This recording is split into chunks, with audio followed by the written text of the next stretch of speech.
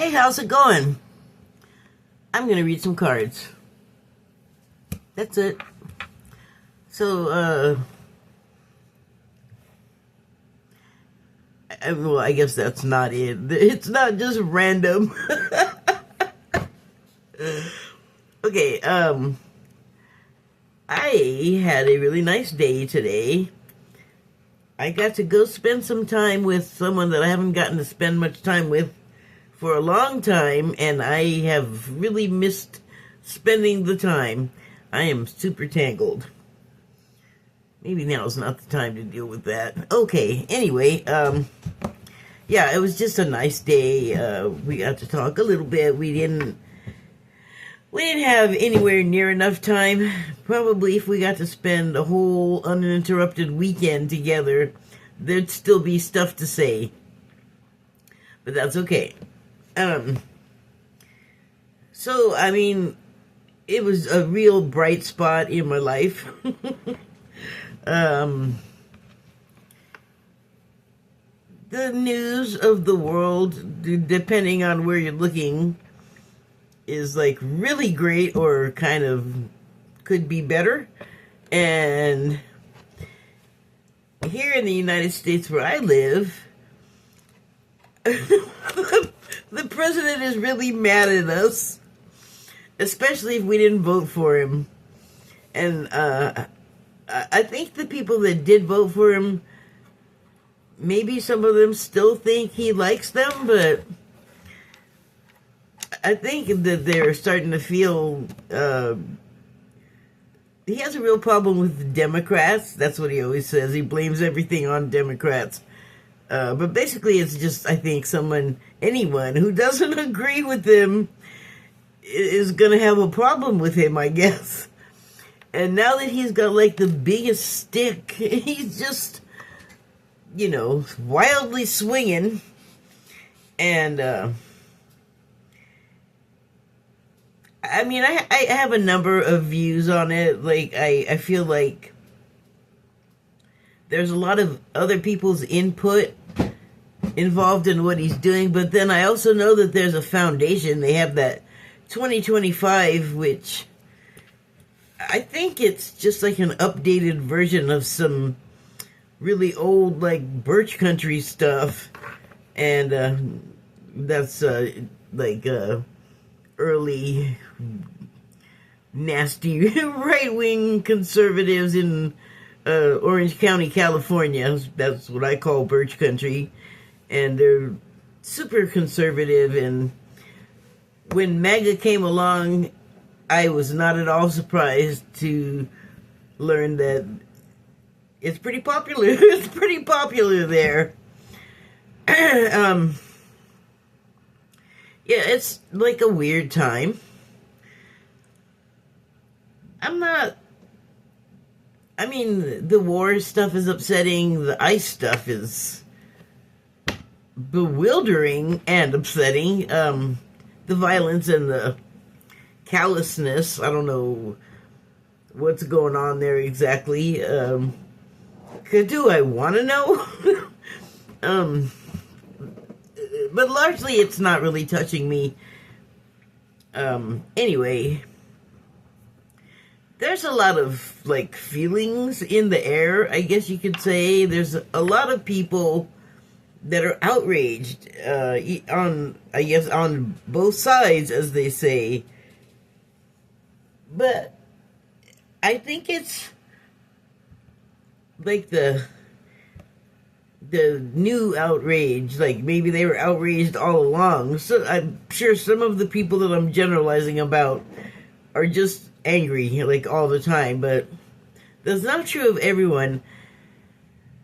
However, and you can cruise, usually, with a government that's doing stuff that, you didn't vote for it, you don't care for it, but the way we got it set up, the winner gets to do their thing for the designated term. And normally, the people just wait it out until, if not who they want, something better than what they have in the way of a governor, whatever, in whatever political position, but I guess I'm talking about the president mainly at this point. And he didn't like the No Kings protests, and I ain't no king, and then he makes a video, he puts out a video of himself wearing a crown, and it's pretty well known what he's doing after that point, so I'm not going to comment on it or expand upon what I said. You can certainly look that up if you really want to know. My point is, that was very instructive as to, regardless of what he said, his true feelings are on the matter. He don't like you. It was a pretty demonstrative, pretty large gesture of, we no likey you. We don't likey what you're doing. And these people saying, oh, it's a hate America rally. Let me just say, Mr. Trump has been equating himself with America. Like, I want you to pay attention to that, because that's important, especially when it comes down to where money going to America actually ends up. We're going to know, like, ahead as time marches on. And this is not, like, any special foresight. This is just seeing the breakdown of his support, even, like, directly around him. You know, like, the people, I think, are fighting each other, and that's never good for an operation. The president, I know some, I have learned some conflicting things about the guy. Like, to all appearances, he is, you know, falling apart in the way elderly people do, and his family has a history of dementia that seems to be rearing its head. So, and then when you become the president, pretty much every detail of your life gets, you know, put out on the table. All the cards on the table. And so we know a lot about him. And also because he says a lot about himself, like literally with his words, tells you all about it. And he always has, like, even before he had the Apprentice show, he found some kind of way to get his mouth out there, and you had to hear what it was saying.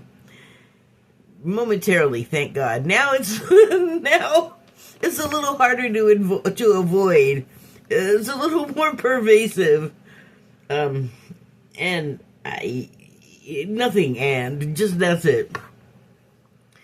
So, I mean, I guess, you know, knowing those things, and there's, like, I think the World Series is happening, or is about to happen. Like, I don't know if what is the other part, the games that determine the people going to the World Series, whatever that's called. I think that's ending. Dang, I know it, it's just not coming to mind because I'm not really a baseball person, but I know that just like in basketball or football, a bunch of tournaments have to be played, and then, you know, teams are eliminated until the best man wins, basically. So that is happening. And I've been having some very rewarding time online with very like-minded people. Like, I've met people I can talk to about music and movies, and we agree a lot. And there are other things where, you know, that they have posted, like music, and I've just been like, not for me. Like, no comment, and vice versa. And that's fine. That is good. It happens. And you know what? We just moved on. And the conversations are developing. Just like you do when you're making a friend IRL, you know, which this is. It's just the interface is different. and people think that gives them a license to behave in ways they shouldn't. Like, you know how IRL, well, this is actually an old term, so I'm not sure who will know this, but there was a term called Dutch courage, and it was like, say if you had a date with a girl and you were all nervous, you took some drinks of liquor to, like, lose your inhibitions or your fear. And I don't know the origins of it, but it was called Dutch courage, and it's kind of like cheating with the courage. And I feel like a lot of times online people will behave with cyber Dutch courage because they know that, especially if you're strangers, we don't know where each other are, and I'm not gonna go look. Like, I don't care. I don't want to, like, hit back and dox people if they do something weird online that I don't like. Like, go ahead, do your weird stuff. Block. That's all I need to do. But, there's art, there's animals, there's people helping groups and agencies for all kinds of people that need help. People selling products, books, sharing stuff. It's beautiful. I love it. It's hard not to just get totally sucked into it, but when I start to feel like I am, or if I start to realize, well, okay, I've just been doing this for more time than I feel comfortable with, which I am proud to say is like about an hour and a half. I'm like, okay, you really got to stop. That's ridiculous. To be on a social media talk, just blabbing and posting. However, doing that, I feel like it's brews up a lot of good feeling, and then people are looking on, people are joining in, and it just becomes larger and more fun. And basically, the people that join want to play, want to be there, and so thankful that once again, I'm having like a pretty good, upbeat, happy feed on a social media site where, mine was fine on Twitter. The only intrusion that I had that made me feel weird enough to leave was that the Musk brothers reached out to me. Like, one did so that I could get directions to go talk to the other and tell him what a good job his ex was doing. And I was like, that's weird. I no thank you. And just kind of left and moved to Blue Sky not long after. I know I'm repeating myself, but not everybody necessarily has heard me say this. So, and then I went to Blue Sky, and Musk followed me, or Elon Musk. Like, first his brother, Thomas? Wait, what's his name? Oh, shoot, he's got Kershaw? I don't know, not trying to be a wiener here, because I'm, like, kind of anal about the names. Something like Kirby, but it's not Kirby.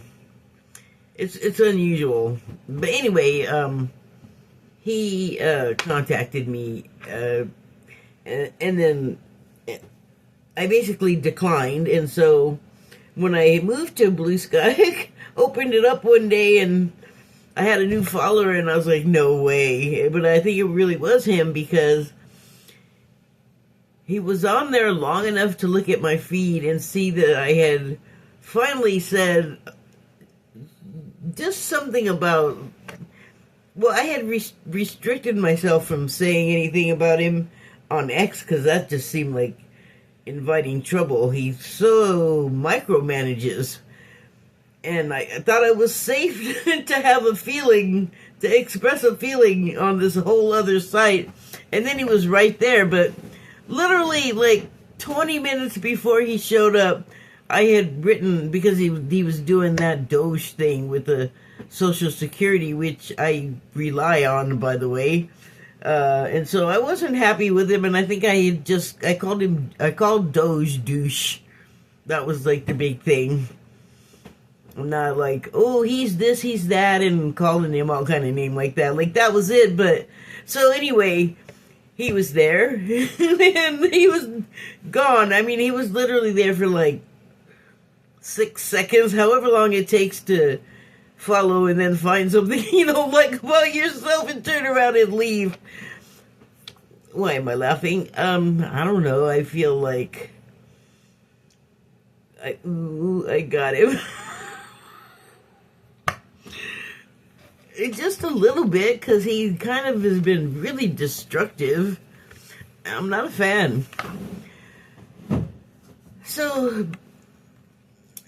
but, he left, and it was good, and I think he blocked me also good. I would have blocked me if I were him. I think it's fine. But, yeah, like, I'm very grateful that my timeline is fun and nice people and interesting stuff to look at and talk about. I mean, if you're going to be, like, wasting your time all day on something, might as well have it be enjoyable and nice. So, I guess what I'm getting at is, and I just wrote a piece about this, but I'm not going to bother you with it. But I guess what I'm getting at is regardless of what's happening, we can know that, for the most part, in many cases, it's not a permanent situation. Things change because that's how our world works, Like, plants have a growing and a harvest season, and so do we, Alright, so I'm going to do cards now, and they're from the Shaman's Dream Oracle deck, and the first one is Deep Diver. There is actually a diver there, you can see. And it's the number 10 card. So basically, it's a 1. I don't know. I don't know if I should mention the number, because then I feel like I have to explain it. I don't feel like doing that. Do your own numerology on the numbers. I find that it often applies to whatever the numerology is. I feel like it applies to when I'm looking at someone else doing the reading, by the way. It applies to what my interpretation is of the reading. And for me, it's like I'm doing it alongside the reading I'm watching. And I think a lot of people do that. So that is mainly why I mention the numbers. Okay, that is the end of that disclaimer. So, it's the Deep Diver card, and the subtitle is Diving into a Task. Well, that is interesting, because we do have something going on that many of us know about. Many of us are literally awakening to. Boy, and that can mean so many things to so many people. But let's just say they're awakening to the fact that there's this event and this solar flash that is talked about. And there's a lot more to that than I initially thought when I heard about it. And then what I learned about it, which was kind of a lot, and it was kind of not accurate. It was kind of very not accurate. But it was, when you do the awakening, or you're having the awakening, you go through a number of steps, and I'm just using that as a way to express. You go through a series of experiences, and they culminate in some kind of knowledge, and then you feel like accomplished. Accomplished. You feel accomplished, and then at that point you are all set to start learning the new thing that comes along. And so, I mean, this could be like actual academic education, or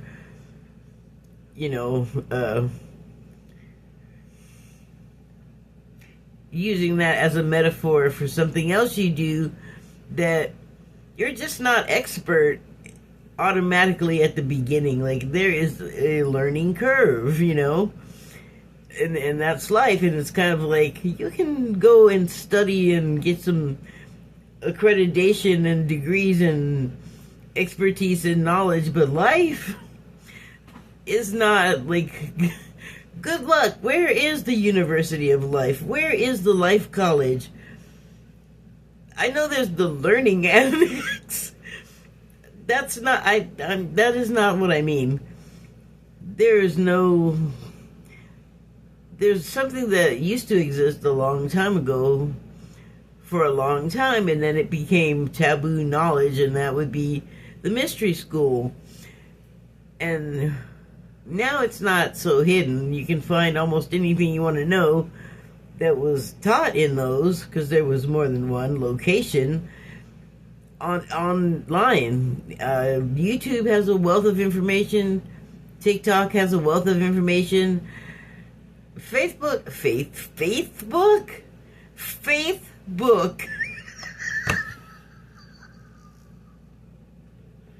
define faith. Facebook has a lot of stuff, and a lot of it is like real people doing actual stuff. Like I know Daniel Scranton is on there. He's a channeler. He does. I mainly started out paying attention to him channeling the Arcturians, but he does all kinds of ascended masters, archangels. Yeah, there's a lot of good channelings to listen to if you go to his website or channel. Why did I start talking about him? Oh, like you can find all kinds of information, and that is good. And what that requires is, well, that's what. Well, it's gonna come clear once you go and start doing it. You know, like you'll learn what is required, because, oh my God, it's like a freaking circle.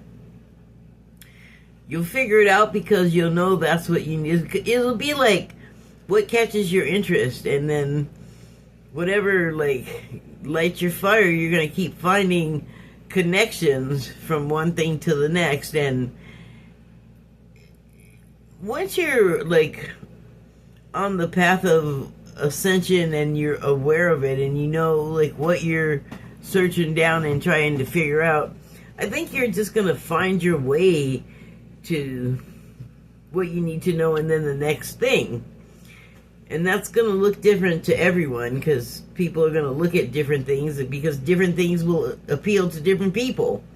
That's pretty normal. But it does end up being quite a deep dive, and I don't know, I feel like there's no end in sight. Like the sky's the limit, or the universe is the limit to the knowledge that you can acquire. And you know, depending on like your level of like what you've learned about the ascension process, it's multifaceted, you know. I mean, it's so hard to say.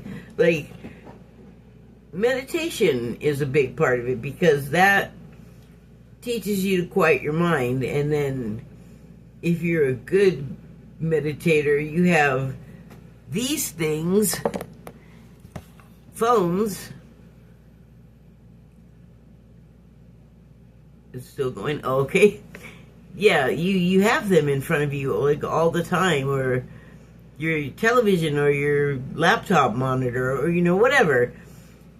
And then it's just like constantly interfering with your ability to think, and I don't know what all in your mind, but this is kind of freaky, and I was not happy to hear it, because I had just learned that you can feel when you have some sort of breakthrough, you might notice like a tingling sensation on your scalp.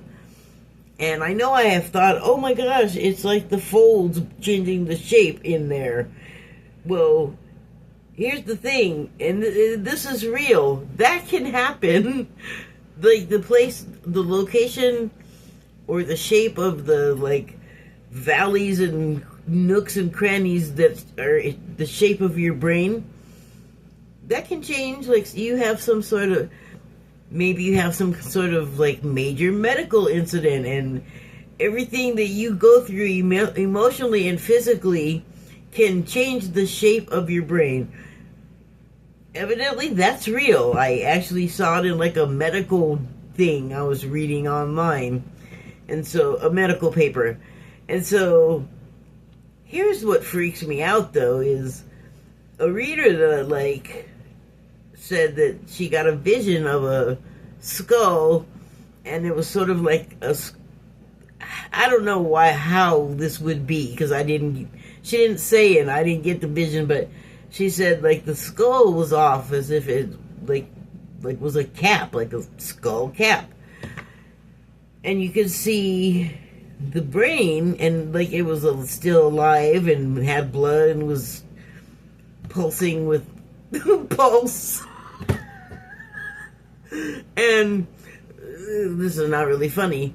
She said instead of being like the wavy, sort of curvy valleys that we are familiar with, there were corners where like there would have been round areas.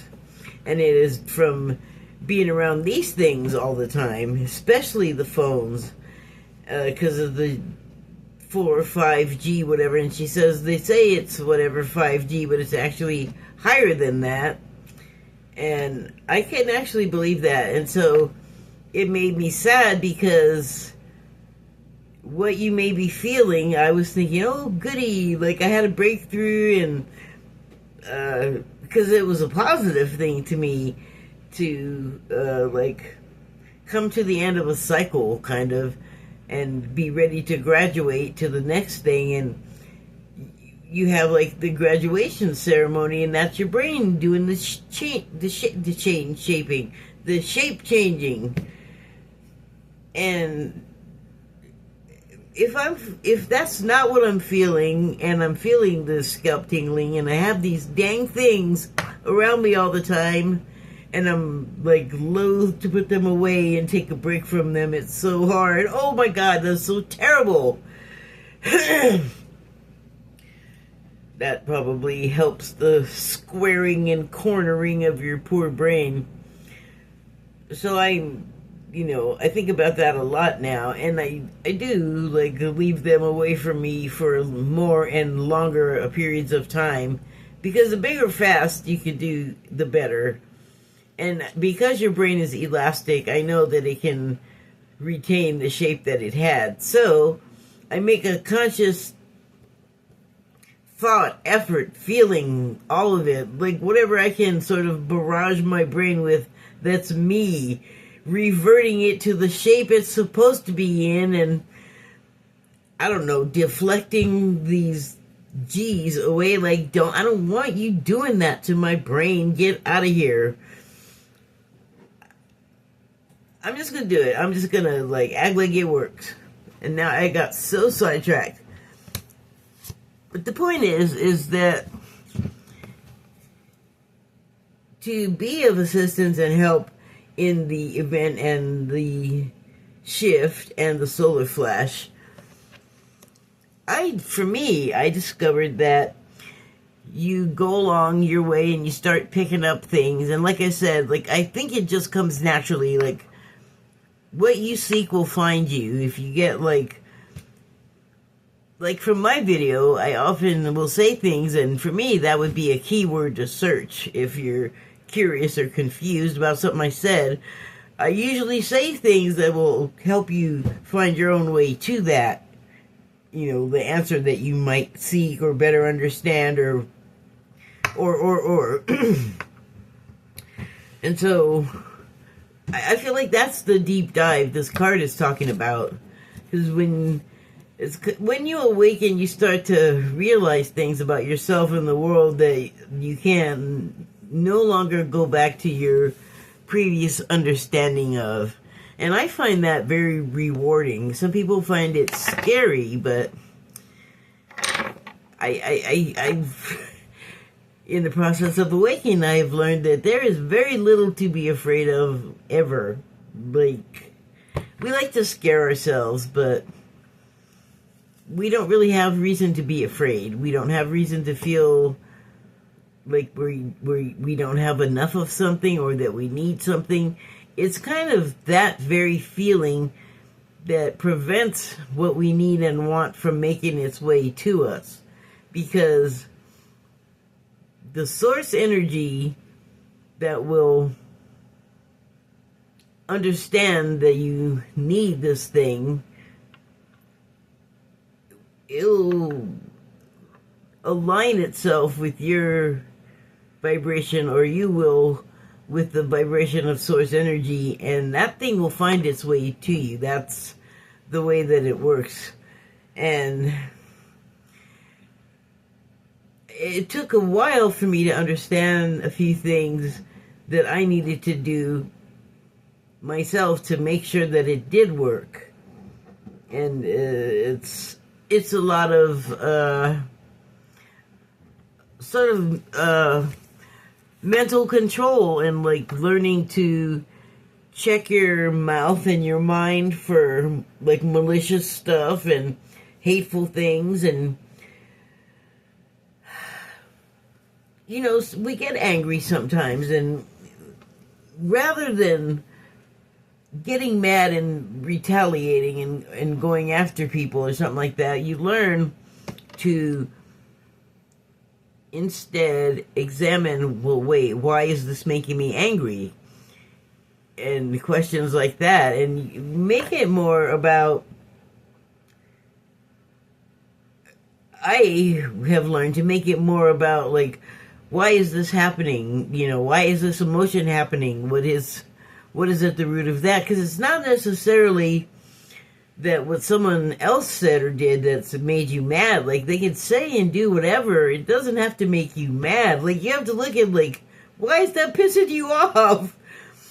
It could be jealousy. It could be betrayal. Or it could be they robbed you or whatever. But when you start looking at things, like, in the way of, you know, turning it inward and saying, well, what's my role in the situation that's got me so angry? Like, wait a minute, what is my role? Like, in it, seriously, like, what is my role? When you start looking at it that way, as opposed to, what did you say, I'm going to hit you and, you know, steal your dog and sabotage your car? Like, that's quite a difference of behavior, and one will benefit you they'll both benefit you at some point in a way, but one will be just more fun and won't take as long to get and realize a benefit. And there's nothing wrong with that. Like, you are entitled to expect one after you've done the work, pretty much. So, I don't know if that was maybe a little too scattered, but I hope it makes some sense. Well, that little circle just stayed there. Get off of there. There we go. Oh, now it's on the other side. Stop it. Okay, they won't go away. That's really distracting. So, okay, so that's a deep dive. Like, upon awakening, you kind of got a lot to look at and examine, and then gradually you'll begin to see, because it's taken a while for me to see that being consistent on that work of self-examination and meditation, just to start with, is going to head you in the direction where you will learn how your role helps and aids in the event and the solar flash, because it is us all together having gotten to the stage where our combined activity in a combined, I don't want to say effort, but our joining together to perform like a meditation at the same time is gonna change. Well, once we start changing the way we see the world or the way we look at the world is gonna follow suit. That's harder to know, is a thing that always happens because we don't really know how to look for it. I don't know what it looks like. It might not be identifiable because it might be like a chain reaction, case by case, person to person, light bulb thing. So that seems like it'll be slower. Like it's not like a mass hypnosis effect or there's some sort of substance in the water that we all drink and bathe or do everything we do with water with. Like some kind of mass hypnosis or poisoning. No, it's a lot of finding your way, in your way to these points and highlights of awakening. And it all is so meaningful and oh my God, blah, blah, blah. I don't even know how to... I don't want to try and start talking about it because I'll just bury myself in information and it won't be clear to you what I'm talking about, I don't think. So, okay. Wow, I'm taking forever. How am I doing on time? Alright. So the next card is Mindful. Mindful. Like full of stuff. And here's the card, what it looks like, the illustration. And you can see there is a lot going on, like a busy mind and racing thoughts and desires and memories and reminiscing and it's kind of a jumble. And if it's all on your mind, I would say that's that's a full mind. I'm turning away from the microphone. All of the figures on this could be thoughts going through your head and overwhelming you, and this fill up your head, fill you full. So the subtitle on this card is Groupthink. How many minds are you connected to that also have all of this stuff going on in there? That is one of the next steps in the learning. What is that? Now there's something else stuck on the screen. It's like all staticky and magnetic, attractive, whatever. Distracting! I don't want to be distracted. This is all distractions. That's what this is. Oh, there's a black speck. There we go. Okay, now I'm better. God, I'm so anal. So, yes. Distractions. All kinds of things to pull your mind away from what is the point? What was the point of your thought? What were you trying to even, get to, make sense of? There's a point back there on the top of that pyramid. Maybe that's the point you're trying to get to, metaphorically. You gotta get over, climb through, stop thinking about... Like, you need a mind machete and like the strong desire and intent to to Indiana Jones your way to the top of that pyramid. Because at some point, groupthink will coalesce into something coherent and, it would probably take like all of the minds in the group to kind of learn how to not get rid of all of these things in the mind, but sort of learn how to quiet them so that they can exist and they're there, but you don't have to interact and distract yourself from the task at hand. So, and there are distractions. There are plenty of forces I have learned that would prefer we not do all of the steps and find all of the information and make our way to the top of the pyramid, because that would constitute one of those ends of cycles that I was talking about. And then you have the next stage of inspired learning, or yeah, I'll go with that. You'll have the next stage of inspired learning, because that is a whole thing of itself. And so this card is Spirit of the River. A lot of wet emotion, I think.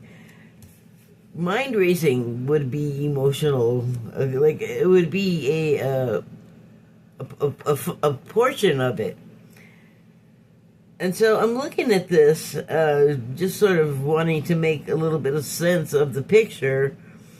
And I'm going to just show it to you, because it's not really making sense right now, except for something that just hopped in or was thrown into the river. And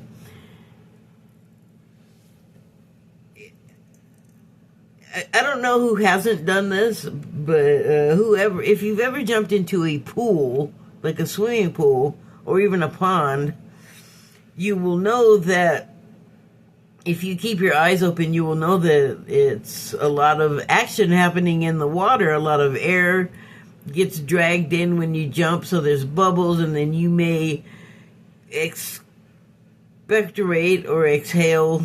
I don't think either of those words was the one I wanted. Close. But you would expel a blast of air. That was it, expel. And create, like, a confusion where you don't look normal, and you don't even look like what you're supposed to be. Like, you can't see yourself. So I'm thinking about seeing someone jump in the water. But you know, like I said, if you jump in the water yourself, you know that it gets all confusing and messed up if your eyes are open. Like, really hard to focus. And so, I'm just trying to make out, like, it must be a person, and I can't figure which way is heads or tails, really. And the subtitle on this is Movement Toward Adventure. So that it's just like a high speed, quickly moving and changing situation. Like in a river, you're not in one spot for very long if you're, not planted. If you're in or on some type of flotation device, or even if it's deep enough, you could just physically be, your whole body dragged away, like sometimes knowing how to swim is, you're not stronger than a rushing river. So the subtitle, Movement Toward Adventure. This is looking like the adventure is moving you more than the you at hand here is in charge of it. Like, you see, I can't even really make out a shape. It's like something maybe dove, but I swear, like, it just looks like a big bundle that just got hucked in the water. But that can be deceiving. And like a spirit, hard to make out. Though sometimes they, like, you're gonna see some little spot or some kind of like black mold in the air situation more likely than you're gonna see a gent in a 17th century or 18th century suit. It's hard for spirits to, like, turn back into medium, basically. They got other skills, but coming back and staying and being solid is not for any of them. Like, they can't do it the whole time. They're not even supposed to be on this side like that anyway, I think. Just now, it just occurred to me. Well, their form has changed, and they did, they have been here and done that. Like, move on. Let the river carry you along. Okay, so the next card is Benefactor. That was the number 50 card. 10, 40, and 50. Those are the numbers. This one is number 3. And the subtitle on this benefactor card is, oh shoot, it's grace and generosity. Okay, so I've had these cards for a few years, and I'm just noticing, oh, okay, I thought, check this out. There's cute little mice in this mushroom, and everything looks fine and dandy, like better than good, right? I mean, they're wearing crowns. That suggests that they're living high. And they got their cute little love seat throne castle. I want you to look at how it's decorated. There are some roses over here. Yeah, see that? What? I'm sorry. How big are these mice? How big is this mushroom? Because if the flowers look like that, I'm sorry, but just the mice should be a lot smaller. I keep noticing, like, out of proportion things like that. Maybe that's something that we should all notice. But what I started to say, actually, before I got sidetracked on that, was these mushrooms here, I mistook this for the head of a snake, like sneaking up to get them. And then I was like, oh, no. I didn't understand quite yet that it was mushroom, but then I thought, oh, no, maybe it's a lizard. Like, maybe it doesn't mean them any harm at all. I'm hallucinating. They're mushrooms. So do with that what you will. But the subtitle is Grace and Generosity. That's what brought them together. They were just right for each other. They are grace and generosity. Queen Grace and King Generosity. Okay.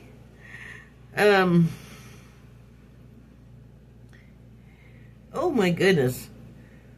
He's a mouse fairy. He's got wings, that little mouse king. See back there? Where's my indicator? That is a wing. That is a wing. I don't see a bug. It looks like they're on King. Oh, shoot. I knocked my cards on the floor. Hold on. That looks like the Mouse King, though. With the wings. Did you get that? It looks like the Mouse King with the wings. Talking into the floor. I want to make some sense of this.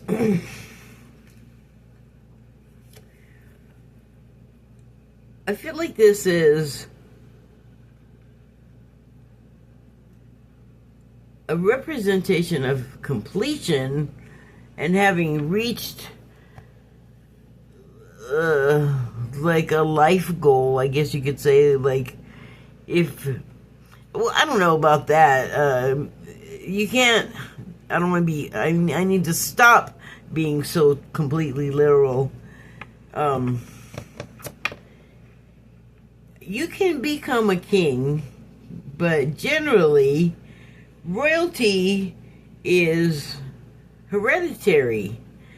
And so, this could very well be a metaphor for having everything you need right there already. Like, you don't really need to go out of your way to get something more and something more extravagant, because you already have what you need, and you're happy, and you feel like you're a king, and you provided for your queen, and in your simplicity, you're happy. That's better. I was just fooling around. Okay, but, you know, maybe they are grace and generosity, the queen and king. There's nothing wrong with that. And so, here is the number 7 card, and it's covenant, which you enter into with someone, like a contractual agreement. And the subtitle on this is Sacred Contract. And so, let's say that this represents